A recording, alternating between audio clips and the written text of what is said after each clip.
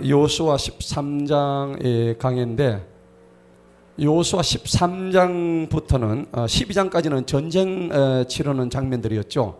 그런데 13장부터 21장까지는 이 가나안 땅 이거를 전체적으로 분배하는 내용들입니다. 13장부터 21장까지입니다. 가나안 땅을 어떻게 영토를 분배하느냐. 그런데 우리가 여기서 정작 중요한 것은 여호수아 군대가 이스라엘이 지금 이 가나안 땅을 다 정복해서 분배한 게 아니라는 사실을 주목하시기 바랍니다. 다 정복한 게 아니에요. 지금 오늘 우리가 읽었던 본문 보니까는 정복도 다 못했는데 지금 벌써 분배가 들어가고 있는 장면에 우리가 주목을 해야 돼요. 자, 이게 우리가 어떤 영적인 의미가 있는지를 우리 또 한번 살펴봐야 되고요. 그래서 13장부터 21장까지 12지파에 대한 각 지파별 땅의 분배가 이루어지는데, 그러면은 이 가나안 땅 전체가 다 100% 완전히 정복이 되었냐면 정복이 안 된 상태에서 지금 분배를 하고 있는 장면이란 말이에요. 이게 어떤 의미가 있는지 이게 우리가 정확하게 알아야 됩니다. 자, 그런 문제하고, 그 다음에 이제 지파별로 오늘 나와 있는 이제 우리가 주목해야 될 키포인트가 그거예요. 그 다음에 이제 요르단강 동편과 서편에서 이제 그러니까 어떻게 분배할 것이라는 걸 전체적으로 이렇게 그림을 13장에서 그려주는 장면입니다. 그러니까 요단 동편, 크게 동쪽이죠. 요단 동편이 있고 그 다음에 요단 서편이 있습니다. 요단 동편은 여러분 아시다시피 두 지파 반이죠. 맞습니까? 두 지파 반이죠. 그래서 두 지파 반이 나오고, 서편에는 몇 지파입니까? 9지파 반이 나와요. 그러니까 요 부분들을 우리가 정확하게 숙지를 하고 있어야 됩니다. 그래서 이 가나안 땅을 분배를 하는데, 오늘은 일단 그 동편에 있는 그 부분들을 얘기하면서 이게 어떻게 지금 분배가 되고 있는지, 그리고 그 다음에 미정복된, 정복이 안 된 땅인데 어떻게 해서 이걸 분배를 하고 있는 건지, 이런 부분들 우리가 알아야 됩니다. 그리고 이제 마지막에 나오는 장면들이 레위 지파에 관한 그 땅 분배 있죠. 땅의 분배에 대해서. 근데 결과적으로 레위 지파는 땅을 분배해요, 안 해요? 안 하죠. 거기에 대한 이유가 이제 우리가 또 영적으로 알아봐야 됩니다. 땅 분배 안 합니다. 그러니까 여기 이제 레위기 여호수아 13장에서 중요한 포인트는 이 세 가지입니다. 정복이 다 안 됐는데 지금 땅을 분배하고 있는 그런 부분들하고, 그 다음에 동편과 서편에서 이렇게 나누어지는 이런 장면들, 그 다음에 이제 구역을 경계를 이렇게 그려주는 장면들이 나옵니다. 그리고 이제 중요한 키포인트는 세 번째로 레위 지파의 땅이 분배가 없다는 거. 그럼 저들은 뭘 먹고 사는가? 왜 하나님이 저들에게 땅을 주지 않았는가 하는 이제 그런 부분들에 대해서 우리가 알아봐야 되는 거예요. 자, 우리가 오늘 이 전체적으로 볼 때 영토 분할입니다. 영토, 이 땅이죠. 이 성경에서는 땅은 근본적으로 하나님의 것이라고 그랬습니다. 그죠? 근데 땅을 내 것이라고 주장할 수가 없어요. 땅은 그냥 내가 소유의 개념이 아니라 내가 잠시 가지고 내 명의로 올려놨다가 이것을 관리하고 내가 죽으면은 그냥 나는 끝이 나는 거예요. 내 후대에 이제 계속 이렇게 상속이 된다든지 하지만은, 이 땅을 분배한다는 이런 의미는 오늘 이 여호수아 13장에서 보자면은 백성들이 요구해서 된 것이 아니라는 것을 오늘 우리가 깨달아야 됩니다. 그래서 이 땅은 이스라엘 12지파가 앞에서 12장까지 몇 년간 싸웠다 했죠? 가나안 정복하기 위해서 5년간 피 터지는 전쟁을 했습니다. 아이성부터 시작해가지고, 그죠? 중부로 들어가지고 중부에서 남부를 쳐부수고, 중부 올라가면서 북부도 쳐부수고, 그래가지고 이제 전체적으로 하는데 저 밑에 블레셋은 손도 못 댔어요. 손도 못 대고, 그 다음에 저 밑에 아까 블레셋의 5지역 이런 데는 가드라든지 이런 쪽은 손도 못 댔어요. 다 정복을 못 했습니다. 그럼에도 불구하고 이 5년 동안에 하나님께서 열심히 전쟁한 것에 대해서 전쟁을 뭐 하라고 했어요? 멈추고. 이제 왜 그럴까요? 1절 한번 보실까요? 1절 한번 보십시다. 이제 여호수아가 나이가 많아서 늙었죠. 여호수아가 몇 살에 죽습니까? 110세에 죽어요. 그죠? 110세에 죽는데 지금 여기에 나이가 많아서 늙다는 것은 한 100살 정도로 보시면 돼요. 갈렙이 85세고요. 자, 그런데 주님께서 그에게 말씀하셨어요. 너는 나이가 많고 늙었으나 아직도 소유할 땅이 매우 많이 남아있다. 그러면 소유할 땅이 남았다는 것은 정복을 다 덜 했다는 얘기죠. 그죠? 정복 다 된 게 아니에요. 안 했는데 아직도 남아있는 땅은 이러하니 블레셋 사람들은 모든 경계를 해가지고 쫙 이래가지고 6절까지 다 나와요. 6절까지 나와가지고 그래서 이 땅을 거기 보면 6절에 보니까 그 땅을 제비 뽑아 분배하되 이스라엘 작성에서 상속으로 주어라. 정복도 안 한 땅을 어떻게 그 상속으로 줘요? 그죠? 야, 그럼 우리가 여기서 하나님은 도둑놈이신가? 아니잖아요. 정복도 안 한 땅을 막 상속으로 주고 있는 장면인데. 자, 여기서 우리가 분명히 알아야 됩니다. 먼저 1절을 한번 보실까요? 여호수아가 나이가 많아서 늙었다. 너는 나이가 많아서 늙어서 곧 죽을 준비해야 된다. 사실 여호수아는 많이 피곤했죠. 진짜 완전히 전쟁의 용사였어요. 진짜 전쟁의 달인이었어요. 근데 100세가 될 때까지 이렇게 뭐 전쟁을 했으니까 하나님께서 이제 여호수아에게 배려를 하신 거죠. 좀 쉬어라. 계속 돌릴 수가 없으니까. 어쩌면 이런 장면 보니까 하나님은 가나안 영토 분할 하시기 전에 나이가 많은 여호수아에 대한 어떤 게 배려, 그리고 이제 백성들도, 이스라엘 백성들도 전쟁에 사실은 굉장히 많이 지쳤습니다. 그죠? 많이 지쳤어요. 그러니까 전쟁 지친 거에 대해서 좀 안식하라는 하나의 그 배려가 있지 않은가. 이제 그게 첫 번째 의미고, 이 미정복된 그 땅의 선 분배가 지금 이루어지는데, 이게서 우리가 영적으로 의미를 알아야 됩니다. 이 땅 정복이 사람의 뜻이 아니고 누구의 뜻이에요? 지금 전적으로 하나님의 지시와 하나님의 명령에 의해서 지금 이루어지는 장면들입니다. 너희들 뜻이나 너희들이 계획에 의해서 땅을 주는 게 아니야. 정복되지도 않은 땅을 내가 미리 너희들한테 어떻게 구역을 정해줘서 하는 거야. 땅의 경계는 누가 정하셨냐면 땅의 거주와 경계는 하나님이 정했다고 성경에서 말씀하고 있어요. 그렇기 때문에 우리가 뭐 정한다고 하지만 절대 그렇지 않습니다.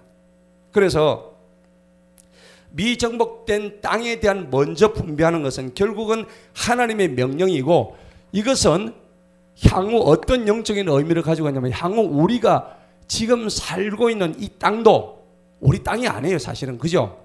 우리가 잠시 거쳐가야 할 땅이기 때문에 결과적으로 하나님의 명령에 의해서 받아야 될 땅은 천국의 땅이다 하는 것을 생각하시면 돼요.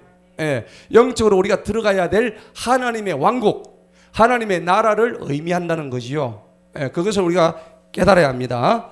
자, 그래서 이제 우리가 이래 들어가는 데 있어서 우리가 그 땅을 차지할 때 하나님이 그러면은 미정복된 땅들이 지금 1절에서부터 6절까지 쫙 나와 있는데, 그것을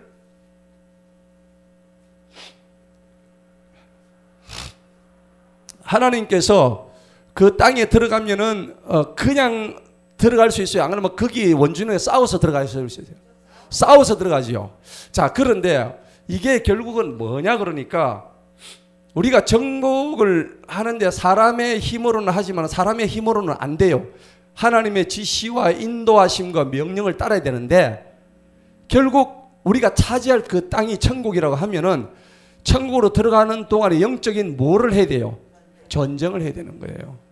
그래서 우리가 이 여호수아 13장에서 우리가 깨달아야 될 교훈은 뭐냐? 이게 지금 미정복된 땅은 결국은 영적 전쟁을 통해서 우리가 수복해야 될, 미정복된 땅, 그 땅을 수복해야 될 미래의 천국의 땅을 의미한다는 거죠. 그러면은 이런 것은 전부 다 영적 전쟁 혹은 영적 싸움, 이것을 통해서만이 우리가 쟁취해 나갈 수밖에 없다는 겁니다.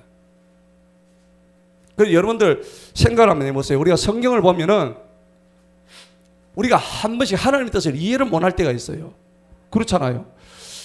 자, 성경에 에덴 동산을 만드시고 아담을 갖다가 탁 창조하시고 이랬는데, 얘가 이제 뭐 어떻게 했습니까? 따먹었죠. 그럼 여기 뭐가 발생해요? 죄가 발생한단 말이에요. 그래서 죄로부터 해가지고 요한계시록까지 나오는데 이제 새 하늘과 새 땅, 이게 나중에 나오는데, 근데 이 모든 과정에 이제 나오는 게 중간에 누가 나오셔요? 예수님이 나오신단 말이에요. 예수 그리스도께서 나오시는데 십자가를 통해서 우리의 죄를 용서해 주시는 하나님의 사랑, 예수님의 사랑, 자, 이걸 통해서 우리가 결과적으로 하나님 나라로 입성하는 이 과정이란 말이에요. 그럼 그 과정에서 항상 우리하고 동행하는 게 뭐예요? 죄 문제예요, 죄. 그런데 이 죄란 것은 항상 뭐하고 따라다니면 고난과 따라다니는 거예요. 고난 혹은 고통이에요. 고난하고 고통을 늘 수반하는 거예요. 여러분 고난 없으세요? 다 너무 심하단 말이에요. 고통이 너무 심하단 말이에요. 그러니까 우리가 인생을 살아가면서 고난과 고통 이래 살아가는데, 여러분 이 이스라엘 백성들이 선택된 것도 하나님의 뜻이고, 그리고 이스라엘 아브라함을 통해서 하나님께서 400년의 애굽살이 종살이를 시키시잖아요. 그럼 왜 이런 걸 시켰을까요? 이유가 뭡니까? 뭐 때문에 그러면 하나님의 택한 백성한테 400년씩이나 이런 고통을 주시냐 이거죠. 에? 그렇죠. 왜 이렇게 주시느냐 하면은 우리는 욥기에서 그 단서를 찾을 수가 있어요. 그죠? 우리가 고난을 받는 것은, 제가 어제도 또 어떤 한 성도한테 전화를 받았는데, 목사님 내가 왜 이렇게 고난이 큰지 모르겠다고. 고난이 왜 클까요? 그 우리의 죄 때문에 그럴 수도 있고, 죄가 욥처럼, 욥기에서 보면은요, 욥이 무슨 죄가 있어서 그 고난을 받은 게 아니죠. 까닭 없이 지금 그 마귀가 참소를 해가지고 까닭 없이 지금 그런 엄청난 그 고난과 재앙을 당하고 있는 장면이 나와요. 그래서 성경에 욥은 까닭 없이 그 재앙을 당했다고 했단 말이에요. 그럼 우리가 이 고난이라는 것을 해석할 때에 죄로 인해서 받는 고난이 있고, 하나님으로부터 징계받는 징계가 있죠. 그래서 이 고난을 우리가 잘 해석을 해야 돼요. 욥기서 2장 3절에 보니까 고난은 원인이 없이 주어질 수도 있다는 것을 분명히 알려주고 있습니다. 그런데 이 고난을 통해서 방금 얘기하신 것처럼 우리는 연단을 통해서 우리를 정금같이 쓰시고자 하는 하나님의 계획을 알아야 된단 말이에요. 그러니까 이 오늘 여호수아 13장에서 이 땅을 정복하고 미수복 지역인 이 지역을 하나님께서 명령하셔서 그 땅에 들어가서 거기서 너희가 싸워서 쟁취해서 그 땅을 정복해라. 다만 하나님은 구역만 정해주신 거야. 들어가 싸워야 될 사람은 누구예요? 각 지파별로 자신들이 싸워야 되는 거예요. 그래서 이 고난이란 것은 결국 우리한테 주시는 의미가 뭐냐니까, 하나님이 우리를 택하셨기 때문에 이 고난은 다른 말로 하면은 그 언약 백성이 받는 축복의 특권이다. 너무 좀 심하지 않습니까, 목사님? 이게 고난이 이게 축복의 특권이다까지 해석을 그러세요. 그런 고난에도 좀 안 받고 싶은데, 그죠? 너무 고난이 심하니까. 그런데 사실은 이 고난 속에는 언약 백성들이 받아야 될 축복의 특권이 이 속에 들어가 있다는 겁니다. 아멘? 아멘이야, 너. 고난이 싫으신가? 자, 여러분들, 이스라엘 백성들이 400년 동안 이유도 없이 사실은 뭐예요? 특별히 잘못한 거 있었어요? 없었습니다. 400년 동안 그렇게 고난을 받게 하셨다고 하나님께서. 여러분, 다윗을 보세요. 다윗은 골리앗을 때리잡았잖아요. 때리잡았는데 뭐 다윗이 크게 잘못한 게 있습니까? 그럼에도 불구하고 사울로부터 고난받고 또 자기 아들로부터 고난받고 크게 인생에 3번의 큰 고난을 받았어요. 다윗은 죽을 그 고생을 했잖아요. 그리고 여러분들 그 신약에 보면 바울이라는 참 사도가 있는데, 바울은 선한 일들을 너무너무 많이 했어요. 바울이 물론 그 전에 사울일 때는 아주 나쁜 일을 했겠죠. 그런데 하나님의 사도가 되고 난 이후부터는 정말 그렇게 이 바울이 받았던 고난은 엄청난 고난이었거든요. 퇴장도 받고 난파에, 추위에, 배고픔에, 감옥에, 매맞음에, 이루 다 말로 할 수 없는 고난을 받은 사람이 바울이에요. 그러면은 하나님의 일을 이렇게 선한 일을 하면서 이렇게 고난을 받아야 된다 그러면 우리가 그걸 감당할 자신이 있을까? 우리가 생각을 다시 한번 해봐야 되는 거죠. 그러니까 결국은 땅을 분배한다는 것은 하나님의 명령에 우리가 순응하면서 달려갈 때에 고난이 주어진다는 겁니다. 그런데 그 고난이 주어질 때 그 고난은 결국은 욥기서 25장입니까? 25장에서 말하는 거죠. 예, 거기서 말하는데 결국은 23장 10절에서 내가 너희를 단련하건대 너희가 정금같이 나오리라고 성경이 말씀하죠. 욥기서 23장 그죠? 10절인가 그게 나오잖아요. 그죠? 자, 그러면은 우리가 그 고난을 통해서 또 땅의 분배 과정을 통해서 하나님께 정말 정금같이 쓰임 받게 하기 위해서 나오는 과정이라고 생각하시면 되는 거예요. 예. 그런데 고난 없이 뭐 되는 게 있습니까? 없습니다. 욥은 이유도 없이 받는 그 고난을 통해서 하나님의 살아계심과 그러니까 그 세 친구들이 와서 뭐래? 네가 죄를 지어서 고난 받는 거 아니냐? 그러면은 이 고난인 건 전부 다 죄하고만 연결되는 거예요. 그럼 다윗이 죄, 바울의 죄, 그럼 그리스도 고난 중에 제일 많이 큰 고난 하시면 누구세요?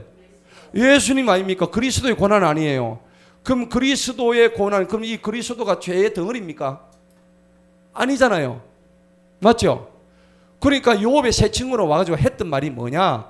네가 그렇게 죄를 많이 지었으니까 고난을 받은 거야 하고 참소를 했단 말이에요. 맞죠? 그 욥기서의 주제가 그거 아니에요. 그죠? 죄가 없음에도 불구하고 하나님께서는 우리에게 뭘 주셔요? 고난을 주실 수가 있단 말이죠. 그러면 거기 대표적인 분이 바로 예수 그리스도시단 말이에요. 예수 그리스도는 죄가 전혀 없으신 분인데 고난 중에 고난, 이런 고난을 받으신 분이 없으시다고. 그러면 우리가 어떤 고난을 받을 때 누구를 좌표로 삼아야 될까요? 예수님의 고난을 좌표로 삼아야 되는 거예요. 예수님 받으셨던 고난을 생각하고 우리가 인내해야 되는 거예요. 그래서 히브리서 12장에 그 말씀이 잘 나오잖아요. 우리가 무릇 그 징계 받을 때는 슬퍼 보이지만, 그죠? 그 주님을 생각한다면 그 징계를 우리가 슬퍼하지 말고 인내하고 참고 기다리면서 하나님이 뭐예요? 주실 상급을 기다리고 영광의 면류관을 바라고 있어야 되는 거예요. 할렐루야. 그래 해야 된다는 말입니다. 자, 그래서 오늘 여호수아 13장은 전체적으로 볼 때 이제 이런 교훈을 우리한테 주는데, 가나안 정복 전쟁은 어떤 전쟁이냐면은 단순히 땅 따먹는 전쟁이 아니에요. 여러분들 이거 하면 무슨 뭐 영토가 이렇게 많이 나오고 무슨 지명이 이렇게 많이 나오고 이렇게 하는데 그래 생각하시면 안 됩니다. 예. 이 전쟁은 뭐냐? 가나안 정복 전쟁은 뭐 영토가 12지파 나오니까 막 머리가 아파요. 그죠? 저도 뭐 지명 잘 모르겠어요. 뭐 머리가 아파. 내가 오늘 지도를 하나 준비해 왔는데 봐도 이 지명이지 저 지명이지. 그게 중요한 게 아니에요. 지명이 중요한 게 아니에요. 가나안 정복 전쟁은 뭐냐니까 하나님의 성전입니다. 성전. 이 성전이라는 것은 영어로 뭐 holy war, 거룩한 전쟁이란 말이에요. 거룩할 성자를 쓰는 거예요.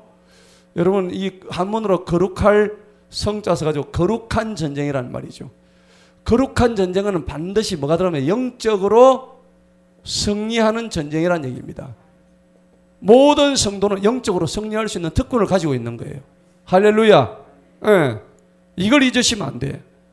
우리가 가다가 늘 포기하고 중도에 자꾸 회의가 들고 이렇게 해버리는데, 그렇게 되면은 중도에서 거의 다 무너지는 거예요. 다 탈락 다 돼버리는 거예요. 안 되는 거죠. 자, 그래서 우리는 하나님이 주신 이 가나안 정복의 땅이 결국 하나님이 오늘 지금 여호수아 13장에서 나오는 말이 실제는 어디서 나와요? 창세기에서 다 나오는 얘기예요. 창세기 15장에 가니까는 여러분들 창세기 15장 한번 봅시다. 15장에 보면 거기 다 나와요. 15장 18절에 보면요, 아브라함한테 하나님께서 이렇게 말씀합니다. 주님께서 아브라함과 언약을 세우시고 말씀하시되 내가 이집트의 강에서부터 18절에 큰 강 유브라테까지 이르는 이 땅을 네 씨에게 주었고, 19절부터 21절까지 이미 거기서 다 끝나버렸어요. 뭐라고 했냐? 개인 사람과 그니 사람과 감몬 사람과 헷 사람과 브리스 르바 아모리 가나안 사람과 기르가사 여부스, 이때 이미 아브라함 때 이미 다 주겠다고 약속 끝나버렸죠. 근데 그 약속에 대한 그냥 이행일 뿐이에요. 예. 여호수아 때 이루어진 게 아니에요. 이 약속은 이미 창세기 15장에서 끝난 게임이에요. 이거는 우리가 이걸 잘 보셔야 되는 거예요. 자, 그래서 이 땅을 일단 믿음으로 받을 땅이다. 그래서 이 하나님의 성전을 통해서 우리가 봐야 되는 게, 이 가나안이란 것은 하나님의 언약의 땅이다. 지금 그렇다고 우리가 언약의 땅이라고 지금 비행기 타고 지금 가나안 가가지고 살 수 있습니까? 아니잖아요. 맞죠? 하나님의 언약의 땅. 그래서 결국 우리가 가야 될 언약의 땅은 어디냐입니까? 바로 천국입니다. 하나님이 계신 하나님의 왕국, 다른 말로 하면 헤븐, 영어로 얘기하면 헤븐, 천국, 이 말씀이에요. 그죠? 우리의 육신이 죽고 우리의 영혼이 들어가야 될 최종적인 땅, 바로 그것이 하나님이 주신 땅이란 말이죠. 자, 그래서 2절을 한번 보십시다. 2절부터 본문요. 아직도 남아있는 땅은 이러하니 블레셋 사람들의 모든 경계와 그 수울 사람들의 족족족이 나오죠. 그래가지고 이 5 족속들 나오고, 그 다음에 이제 6절 봅시다. 2절부터 6절까지가 이제 그 미정복된, 정복해야 될 땅들을 얘기하는 거죠. 자, 6절에 보니까는 뒤에 6절 한번 보십시다. 레바논에서는 미스로본 마임에 이르는 산간정의 모든 거민들과 모든 시돈 사람들 내가 이스라엘 자손 앞에서 어떻게 해요? 하나님께서 쫓아내 버리신대요. 그죠? 얘들이 쫓아내는 게 아니에요. 이건 하나님께서 싸우는 하나님의 거룩한 싸움이에요. 너는 내가 네게 명령한 대로 그 땅을 뭘 뽑아요? 제비 뽑아 돼 있죠. 근데 이거 개역개정은 제비가 없습니다. 이 개역개정 성경에서 제비 뽑아 이런 말이 없어요. 근데 이 제비 뽑는다는 건 성경에서 굉장히 중요한 의미가 있어요. 우림과 둠님 아시죠? 우림과 둠님하고 연관이 있는 말이에요. 이거는 요나서 1장 7절에 보면 요나가 제비 뽑혀가지고 하나님의 뜻을 이루죠. 맞아요, 안 맞아요? 요나가 어떻게 하나님의 사람으로 등극하는가 하면 제비 뽑혀가지고 하나님의 사람으로 등극하면서 주님의 일을 하는데, 오늘 여기에 땅을 어떻게 분배하는 원칙이 이제 나오는 거예요. 땅을 분배하는 원칙이요. 이게 굉장히 이제 중요한 겁니다. 가나안 땅을 분배하는 원칙은요, 여호수아에서 나온 게 이미 민수기에서 이미 다 나와 있어요. 민수기 1차 인구조사하고 2차 인구조사하는데, 1차 인구조사는 의미가 뭐냐면 전쟁을 위한 인구조사였죠. 그런데 2차 인구조사는 뭐냐니까 전쟁이 아닙니다. 가나안 땅의 분배를 위한 목적의 인구조사였어요. 그러면은 민수기 26장에 보면 그게 아주 정확하게 나오는데, 26장 한번 보십시다. 민수기 26장 52절 앞에는 지금 제비 뽑아 됐는데 그것도 같이 나와요. 계획개정도 같이 나옵니다. 52절 주님께서 모세에게 전하여 말씀하시되 이들에게 그 땅을 그 이름들의 수에 따라 줘라. 자, 이제 원칙이 나옵니다. 여러분들 이거 아셔야 돼요. 가나안 땅 분배하는 원칙이 첫 번째 뭐예요? 수에 따라 줘야 됩니다. 맞죠? 수에 따라 줘야 됩니다. 자, 아버지가 재벌입니다. 아버지가 재벌인데 제가 아버지 죽었어요. 자식이 한 10명 있습니다. 10명 있는데 장자 이렇게 뭡니까? 요즘은 뭐 그렇게 안 하지만 옛날만 하더라도 장자에 대해서 많이 줬죠. 이제 그런 원칙이 있단 말이에요. 그다음에 이제 이게 지금 이거는 지금 지파의 수란 말이죠. 지금 지파의 수가 우리가 민수기 보면 이제 백성들 인구조사할 때 보면 각 지파별로 수가 어디가 많고 적가 다 나오죠. 그 수에 따라 가지고 준다는 게 일단의 첫 번째 원칙입니다. 공평해요, 안 공평해요? 공평합니다. 자, 하나님의 그 가나안 땅 분배의 원칙은 항상 첫 번째 원칙이 공평입니다. 첫째는 공평입니다. 하나님은 공평 무사하신 분입니다. 그래서 첫 번째 원칙은 수에 따라 주는 겁니다. 자, 거기 보니까는 그 이름들의 수에 따라서 상속을 나눠주고, 수가 많은 자에게는 상속을 어떻게 줘요? 54절 많이 주고, 수가 적은 자에게는 상속을 적게 줘야 되죠. 그러니까 여러분들 상속 많이 받고 싶으시죠? 그럼 뭐가 많아야 돼요? 수가 많아야 되니까 그러니까 R을 많이 넣으셔야 되는 거예요. 왜 제가 이런 말을 하냐면 씨를 뿌려야 뭐 열매가 생기지. 그죠? 씨앗을 안 뿌리는데. 근데 이게 영적인 의미예요. 많이 뿌린 대로 많이 거둔다고 성경은 말씀하잖아. 그죠? 그러니까 이게 꼭 육적인 어떤 내가 뭐 아이를 많이 생산하고 그런 의미도 물론 있겠지만 그거보다는 더 큰 의미는 우리가 뿌린 대로 거둔다는 하나님의 말씀이 그대로 이루어지는 거예요. 오늘 여기에 가나안 땅 분배의 법칙이 바로 똑같이 적용이 된다는 거죠.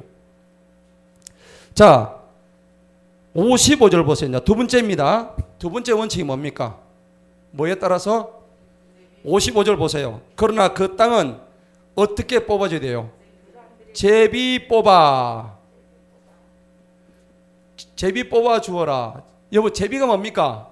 참새 아니죠? 이 제비는 참새 같은 새 이 얘기는 아닙니다. 제비는 영어 원문에 뭐라고 되어 있냐면 로또로 되어 있어요. 로또. LOT. 근데 지금 우리가 뽑고 있는 로또는 LOTTO입니다. 로또라 그래요. 로또. 여러분 로또 좀 사보셨죠? 사보고 기도했죠? 안 했습니까? 저는 옛날에 로또 사가 기도하고 그랬어요. 하나님 이거 되게만 되면은 요즘 안 삽니다. 옛날에 샀어요. 로또 사지 마십시오. 그런데 원문에 영어 원문에 뭐라고 됐냐니까 로트가 이거 LOT 랏으로 돼 있어. 랏. 이게 원래 원뜻이 제비입니다. 제비. 제비란 것은 여러분 우림과 둠림이 있죠. 대제사장이 가지고 재판하고 판결할 때 우림과 둠림을 썼죠. 예. 이거는 하나님의 영이 임하시는 어떤 그런 재판의 도구로 쓰였단 말이에요. 그럼 여기서 이 제비라는 것은 그런 의미입니다. 그런데 왜 제비를 뽑을까요?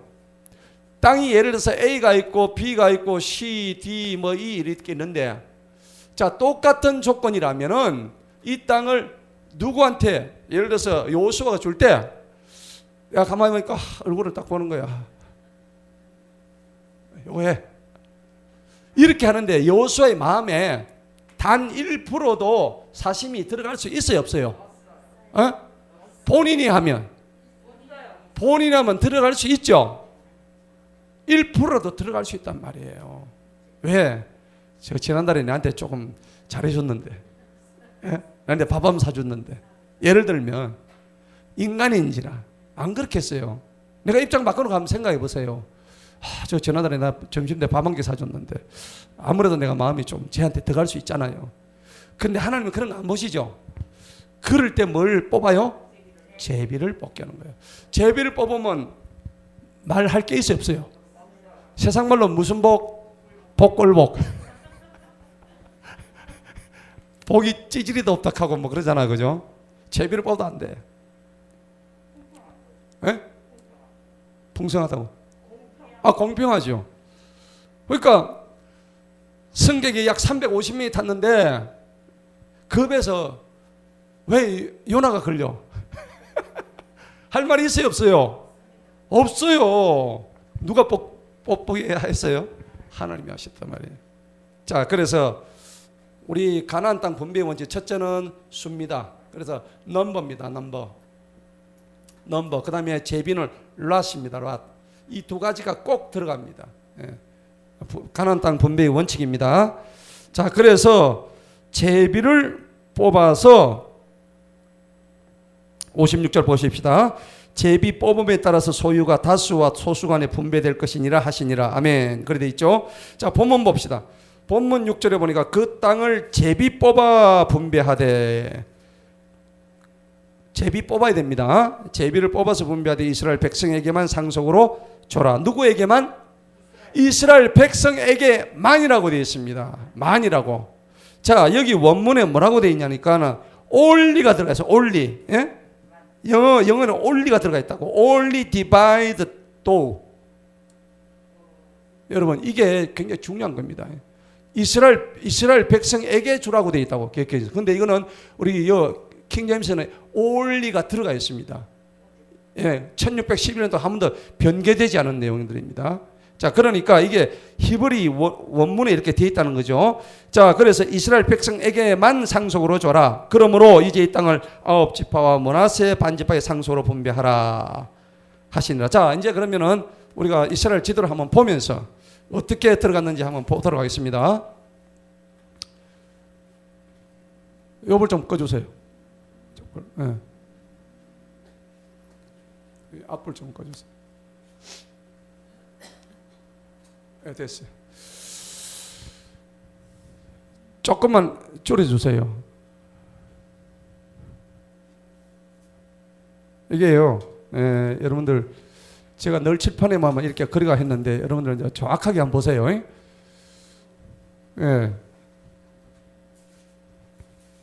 그 포인트 있어요. 포인트.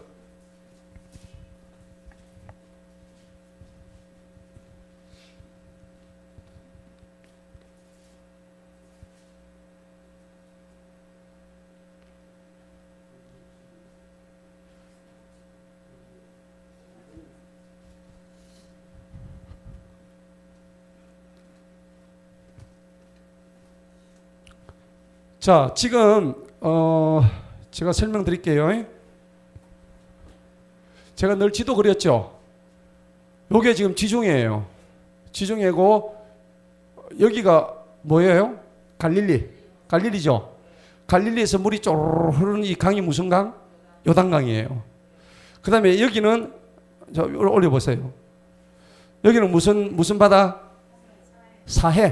사해입니다. 사해라는 것은 죽은 바다라는 얘기죠. 여기는 가면 왜 이게 사해가 됐을까요? 물이 고여서. 그래서 이 물에는 이 사해에는 생물이 살 수 있어요, 없어? 못 살죠. 이유가 뭐예요? 소금이 너무 많아가지고. 이유가 뭐냐면 소돔과 고모라가 여기서 발견됐거든요. 여기도 영적 의미가 있어요. 왜 여기를 하나님께서 생물이 못 살게 했냐니까 원래 소돔과 고모라 여기서 발견이 됐단 말이에요. 유적팀에 의해서. 소돔과 고모라가 유황불로 심판을 받았잖아요. 그 소금기둥 된 거. 그게 소금기둥에서 나왔단 말이에요. 그러면은 하나님이 심판하신 곳은 어떤 것도 살 수 없다는 영적인 의미가 들어있다고. 그래서 이쪽에서는 생물이 살 수가 없단 말이에요. 지금도 살 수가 없는 땅이에요. 네. 물이 여기서 갈릴리에서 지금 이게 요단강을 이제 들어오는데 이쪽에서 못 사는 거예요. 근데 여 밑에 들어가니까 여기가 에돔이고 밑에가 에돔이에요. 에서의 후손들이죠. 여기가 이제 모압 자손들이죠. 맞죠? 롯의 큰딸 새끼들. 요건 둘째 딸 새끼들. 그죠? 제가 아버지가 가지고 이제 해가지고 나온 이 족속들이에요. 근데 사실은 아브라함은 어쩌면 사촌간이죠. 4천, 6천, 8천 다 됩니다. 이렇게 되는데. 그런데 이제 이미 버림받은 적이죠. 자, 그런데 여기서 갈릴리에서 이제 쭉 해가지고 이제 이 사해까지 나와 있는데 요단 동편이라는 것이 이쪽을 의미하는 거예요. 이쪽. 자, 그래서 르우벤 족속, 갓 족속, 므낫세가 반으로 지게 되죠. 므낫세 반지파예요. 전체 지파에서 반으로 나눠가지고 동쪽 므낫세, 그 다음에 여기 서쪽 므낫세가 있어요. 그러니까 이 요단강을 건너는데 처음에 이 사해 위에 예루살렘이 여기 있거든요. 예루살렘이 여기 있는데 여기가 여리고예요. 베델이 여기쯤이고 여기가 베델이에요. 그런데 이 요단강을 사해 위에서 이렇게 건너가요. 요단강이 쫙 갈라지죠. 강물이 갈라지는 역사가 나오죠. 이 강이 여기서 갈라진다고. 갈라지면서 이게 들어가는데 여기에 이제 여리고성을 처부수고 아이성을 처부수고 베델 해가지고 그리고 이제 남부에 있는 이쪽으로 들어갔다가 중부로 올라가 나중에 북쪽에 있는 하셀. 지난주에 배웠죠. 북부의 동맹들 5 부족 있는 그거를 전부 다 까부수는 거죠. 그런데 블레셋은 저기 밑에 있어요. 이게 밑에. 블레셋은 여기 시몬 옆에 이쪽이 다 블레셋이에요. 블레셋인데 오늘날 팔레스타인이죠. 그런데 요단강을 정점으로 해서 이쪽을 요단 동편이라고 그러고. 자, 그러니까 여기 보면은 므낫세 반, 갓, 르우벤 요 두 지파 반이 요단 동편에 사는데 모세 보고 그러죠. 우리는 저쪽으로 건너가라는데 우리는 못 건너가겠다. 다구식이죠. 에? 다구식이는데 근데 모세가 그걸 인정했죠. 그냥 그러면 여기 거를 대신에 자기들이 조건을 내걸었습니다. 우리는 안 들어가는 대신에 여기 사는 대신에 전쟁할 때 우리가 먼저 쳐들어가지고 우리 앞장서서 들어가겠다. 그랬지 않습니까?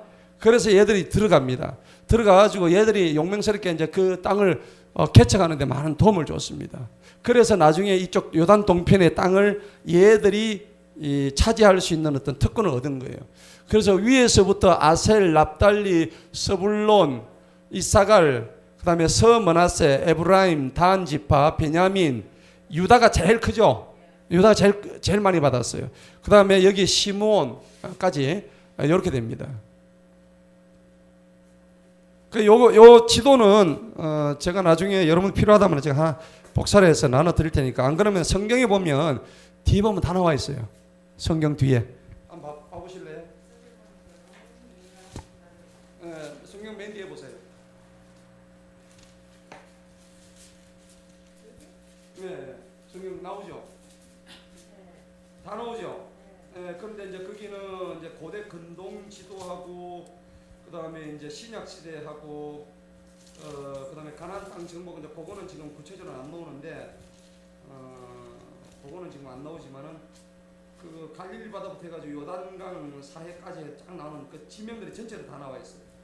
요거를 여러분들이 참고를 하시면 됩니다. 자, 이제 본문 한번 보십시다. 불 좀 켜주시고요.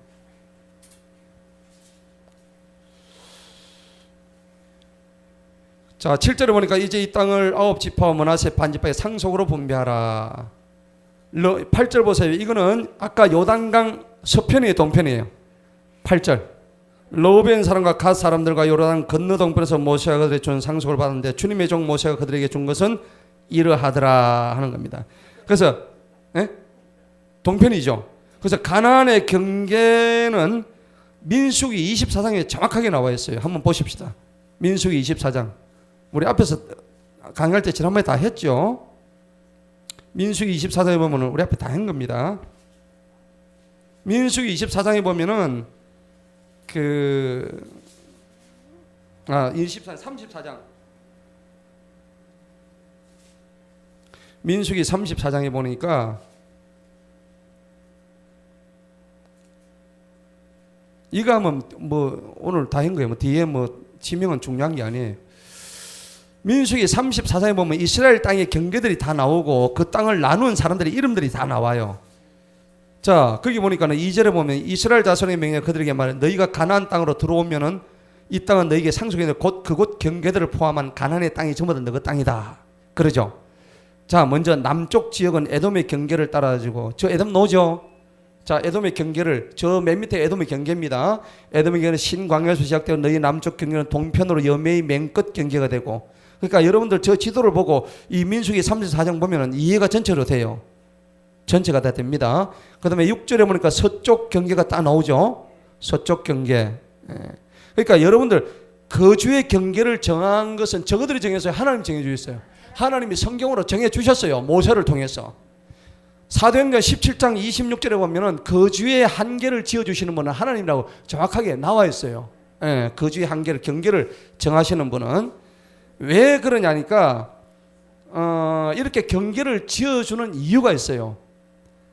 그것은 경계를 자기가 마음대로 못 정하게끔 마음대로 내가 지금 가지고 있는 요 경계보다도 조금 더 이 정도 더 가지려고 하면 여기 뭐가 들어갈까요? 인간의 욕심 들어가죠.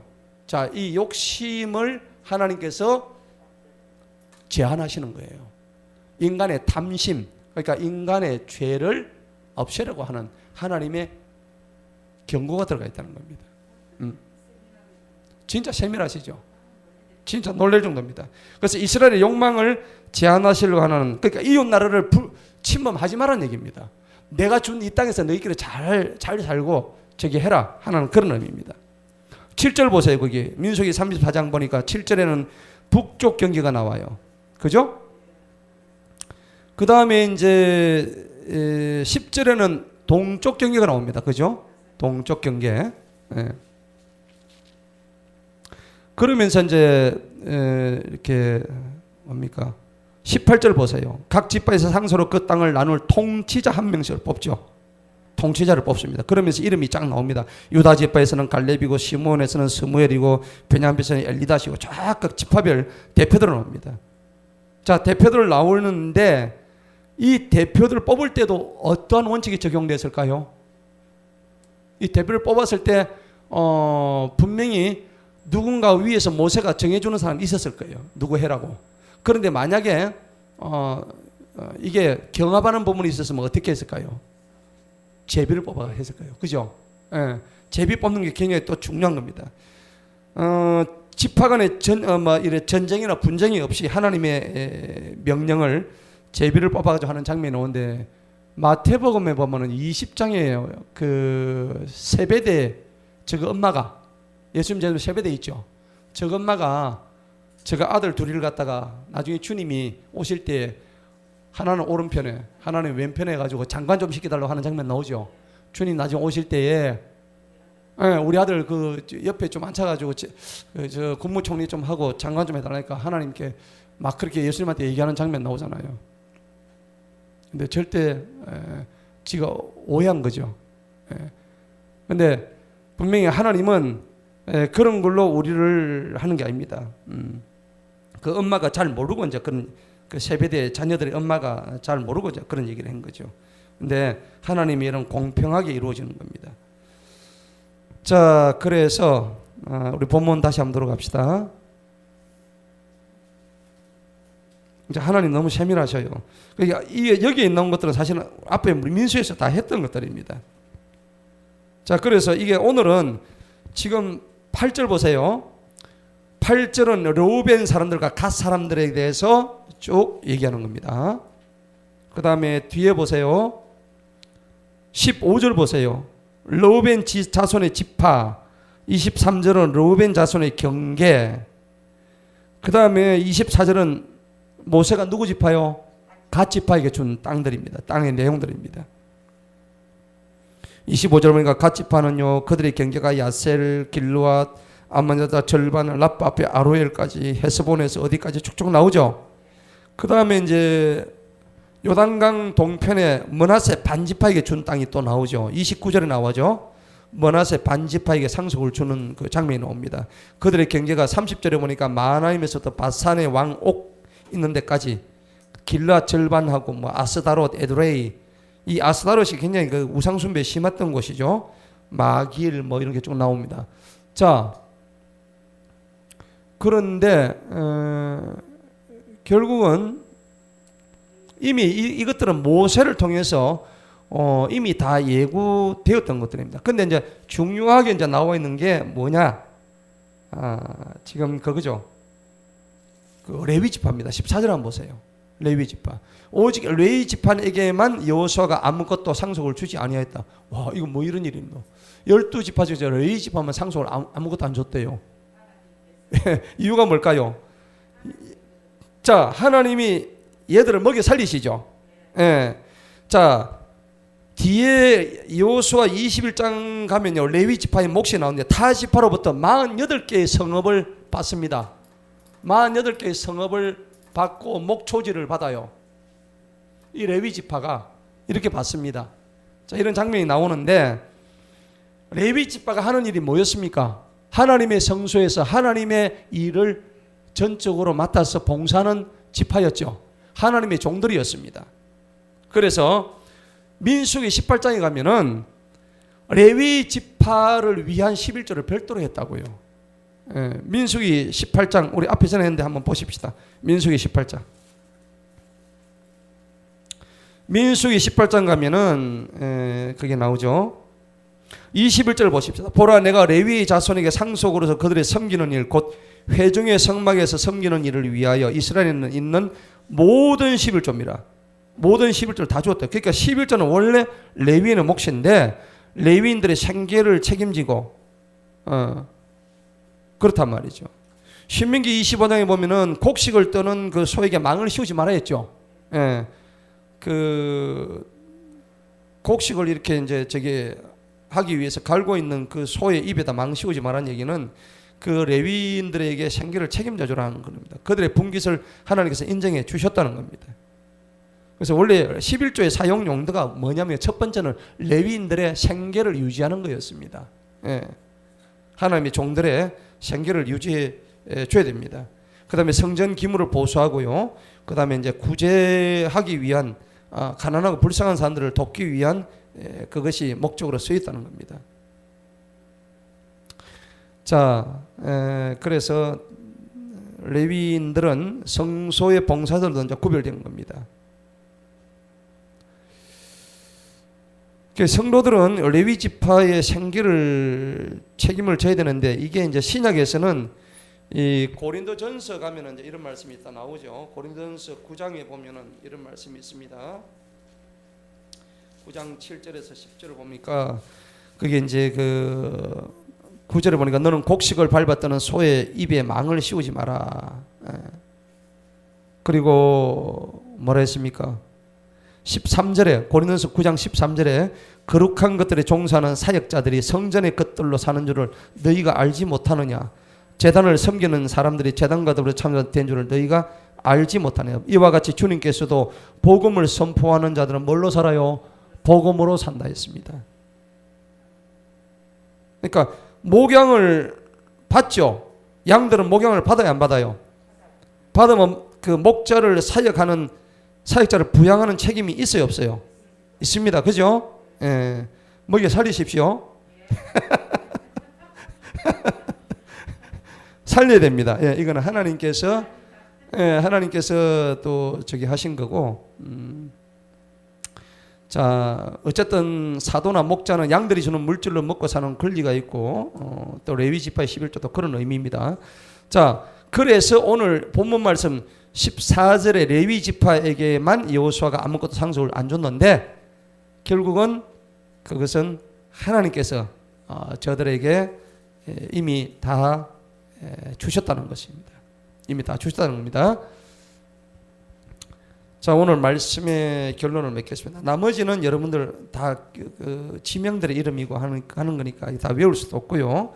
여러분들이 참고만 해주시면 됩니다. 일단 오늘은 13장까지는 요단 동편 지파들 있죠. 두 지파 반에 대한 경계와 지명들에 대해서만 지금 나오고 있습니다. 아무튼 오늘 결론을 제가 말씀을 드리자면은 땅 분배의 교훈에서 우리가 얻어야 될 게 마지막으로 우리 하나 기억해야 될 게 있습니다. 그게 뭐냐? 땅을 분배 받았으면 얘들이 지금 이스라엘 12지파가 끝났습니까? 이제부터 시작입니까? 시작이에요. 예. 이미 다 된 걸 받은 게 아니라는 얘기입니다. 너희가 그것을 차지하게 될 것이라고 했던 하나님의 약속의 말씀을 믿고 얘들이 이제 땅을 분배받았는데, 그러면은 우리가 성경 말씀에도 게으른 종과 부지런한 종이 달란트 비어 나오죠. 맞아요? 그러면 우리가 부지런한 종은 한 달란트를 받아가지고 그걸 10달란트로 만들어버린 거예요. 예, 그런데 게으른 종은 한 달란트 받는 그것마저도 없어져 버린 거예요. 그러면은 하나님께 책망 받아야 안 받아요? 당연히 받습니다. 주인으로부터 굉장히 쫓겨납니다. 그래서 쫓겨난 자서 이를 갈미 있다고 얘기했습니다. 예, 여러분 이 말이 무슨 말씀이냐면은 우리가 지금 가나안 땅 들어가는 데 있어서 땅을 우리가 이미 분배 받았어요, 안 받았어요? 우리는 이미 받았습니다. 할렐루야. 우리는 땅의 분배를 받았기 때문에 이 받은 이 가나안 땅을 통해서 우리는 이제 본격적으로 싸워야 할 이 싸움이 무슨 싸움요? 영적 전쟁이에요. 이 영적 전쟁은 그리스도와 누구의 싸움이에요? 마귀입니다. 마귀. 사단의 싸움이에요. 그리스도와 마귀의 싸움이에요. 이 싸움에서 우리가 날마다 이기게 되는 거예요. 여러분, 회개는 어디서부터 어디까지 해야 됩니까? 예? 회개를 해야 되는데 우리가 어디서부터 어디까지 회개됩니까? 회개는요, 우리가 회개할 일 있으면 어디서부터 어디까지 가는, 회개할 일 있으면 그 즉시 해야 됩니다. 할렐루야. 회개할 일 있으면 미루지 마시고 그 즉시 하셔야 돼요. 우리가 회개를 미루다 보니까는 내가 회개 안 해도 지탱이 되구나 하는 생각 때문에 계속 죄를 저지른단 말이에요. 죄에 대해서 무감각해져 버리는 거예요. 무감각해지니까 계속해서 그 죄를 먹고 자라는 거예요. 죄 속에서 사는 거예요. 죄 속에서 파도를 치고 죄 속에서 그냥 헤엄치고 있는 거예요. 허우적허우적 하고 있는 거예요. 못 빠져나오는 거예요. 거기에서 빠져나올 수 있는 유일한 방법은 내가 죄를 지었을 때 그 즉시 회개, 그 죄를 깨닫게 해달라고 하나님 앞에 붙들림 받아야 되는 거예요. 그렇지 않고는 그 죄 속에 파묻혀가지고 내가 죄를 지었는지 안 지었는지도 모르고 그 죄의 화인을 받아가지고 내 양심마저도 완전히 그냥 화인 받아가지고 못 쓰는 지경까지 들어간단 말이죠. 그래서는 안 되는 거죠.